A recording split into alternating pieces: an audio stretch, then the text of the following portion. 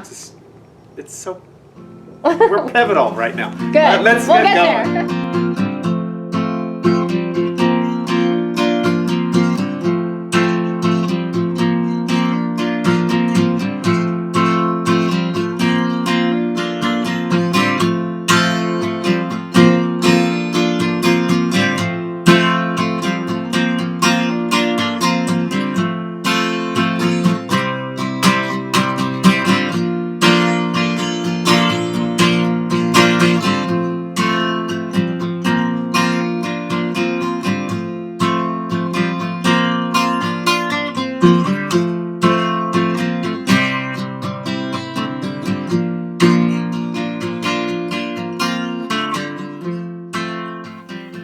Beautiful stretch of California's central coast, home to sea otters, the great whale migration, the wild and spectacular cliffs of Big Sur, and the numerous charming beach towns like Santa Cruz, Carmel, and Pismo Beach. The soil and climatic conditions found in the 500-mile coastline stretching from San Diego to Santa Cruz are optimal for strawberries, with yields ranging from 40,000 to 90,000 pounds per acre, which is twice that of Florida, the second largest producer, and 10 times that of most other states, which is why California is the most important source of fresh strawberries for the United States. Chances are the berries you eat come from here. To find out more about California berries, we visited Mark Bolda, a University of California Cooperative Extension farm advisor for Santa Cruz County. In Santa Cruz County, we have about 3,500 acres, and in North Monterey County, which again is up against the Monterey Bay, it's another 10,000 acres, so about 13,500 acres. That's out of a total of maybe 36 or 37,000 acres in California. It's probably good to note, and you've probably heard it, California strawberries compose 86% of the strawberries consumed, fresh strawberries consumed in the United States. For more than 60 years, this area has been home to a thriving strawberry industry. Critical to successful strawberry production has been the management of soil-borne diseases using pre-plant soil fumigation, especially with methyl bromide. But today, the viability of this industry is being threatened by the emergence of more severe diseases due to the loss of soil fumigation chemicals. Changes in soil fumigation have forced growers to adopt new practices, which has led to new levels of disease for which we have little ability to manage. To fumigate soil, chemicals are injected into the soil, which is immediately covered with a tarp that remains in place for several weeks.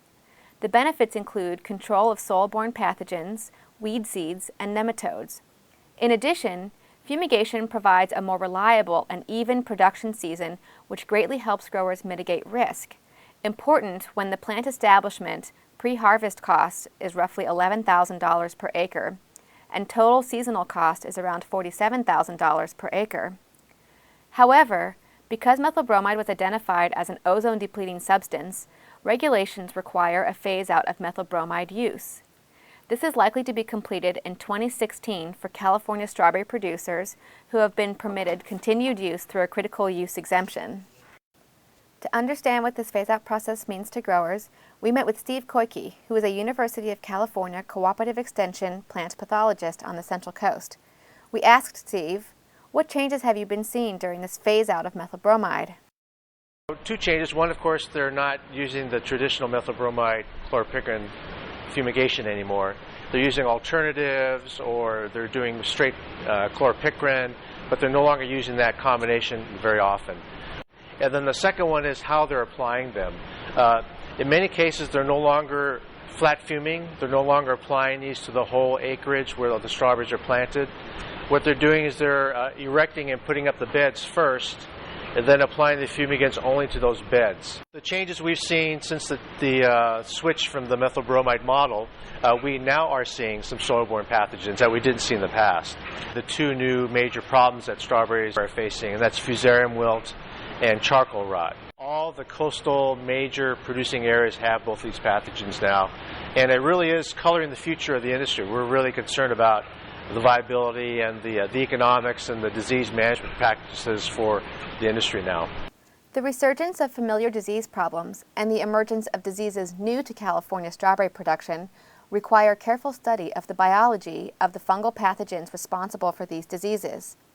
Soil-borne diseases are typically caused by fungi and fungal-like organisms, and in Dr. Tom Gordon's lab at UC Davis, we specialize in these diseases.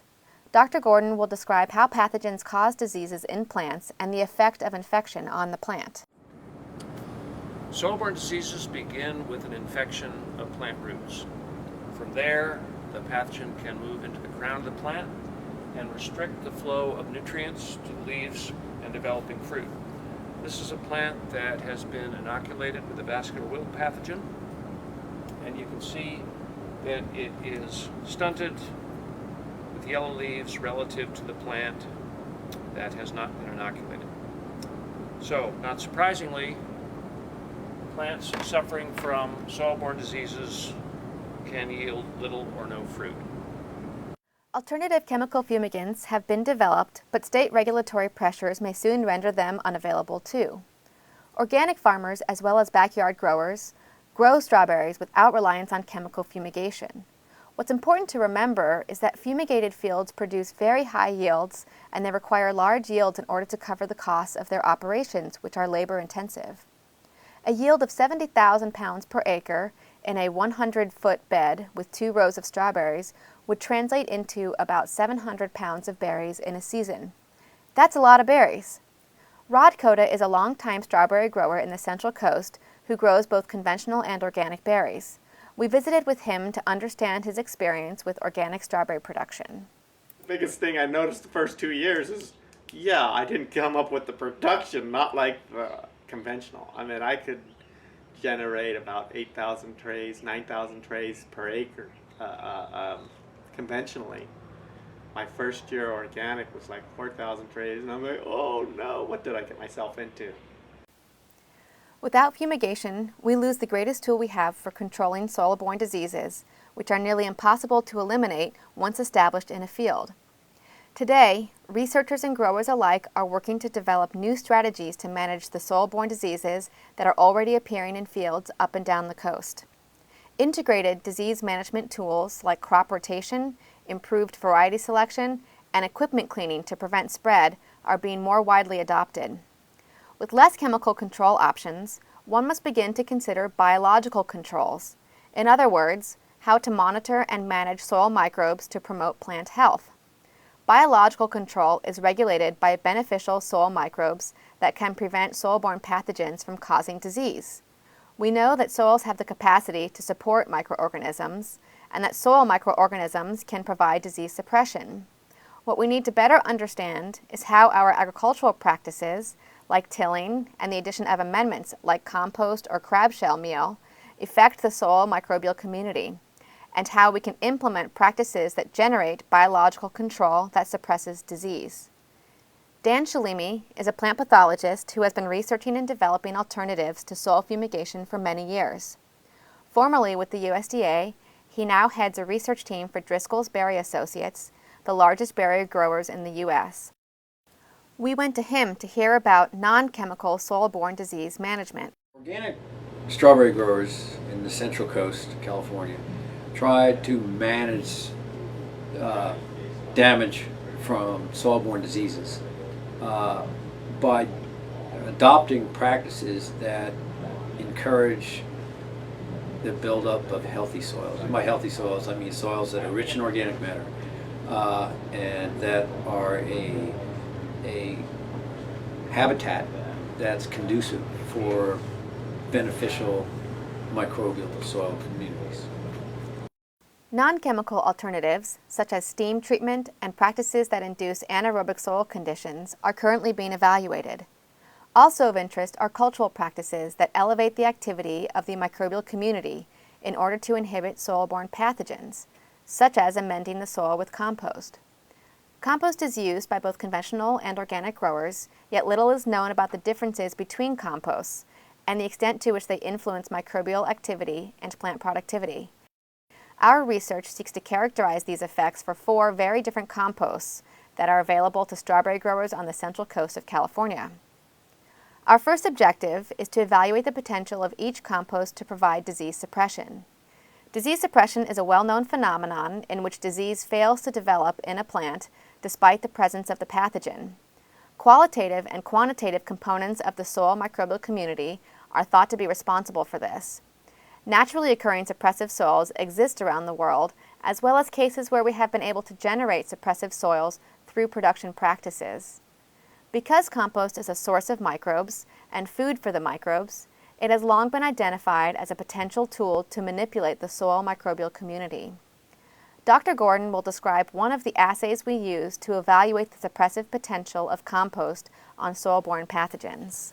To determine the extent to which compost amendments have this effect, we can quantify the frequency of infection by culturing plant roots on a medium that supports pathogen growth.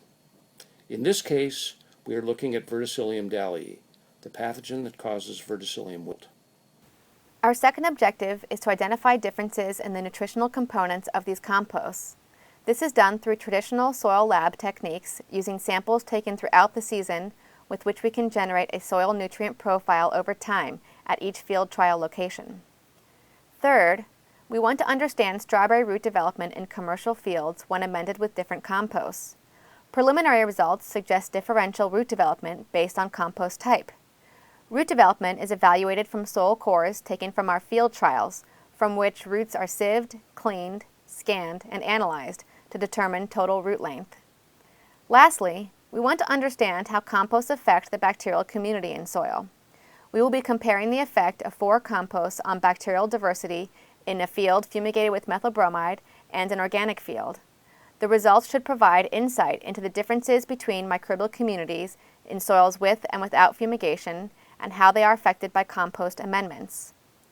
To conduct this research, we implemented 5 field trials in Northern California to evaluate the 4 compost types.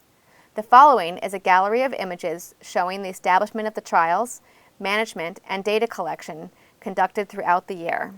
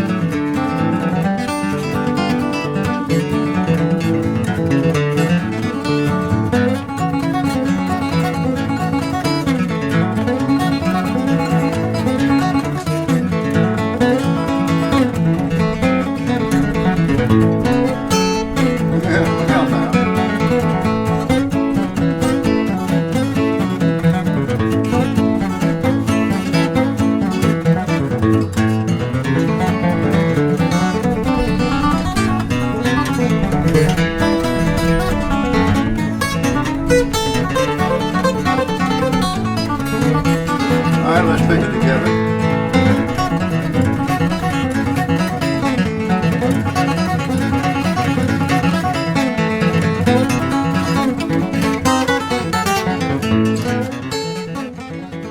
We hope the information we learn through the field and lab trials will help to narrow the yield gap between conventional and organic strawberry production and provide additional tools for soil-borne disease management.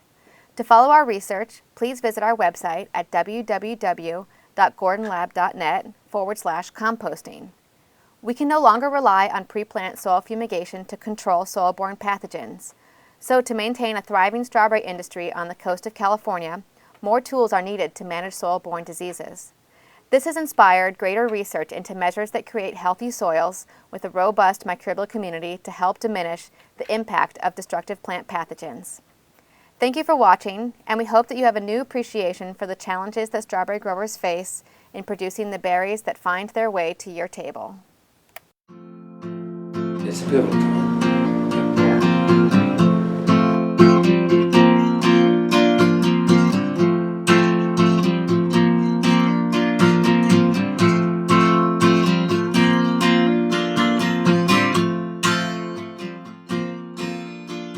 We don't let anybody in to do other growing practices because of what I've been seeing around town with disease coming in, with harvesting equipment, or I don't want to take that chance with disease, because once a grower gets the disease in, very, very difficult to get it out. Thanks for watching.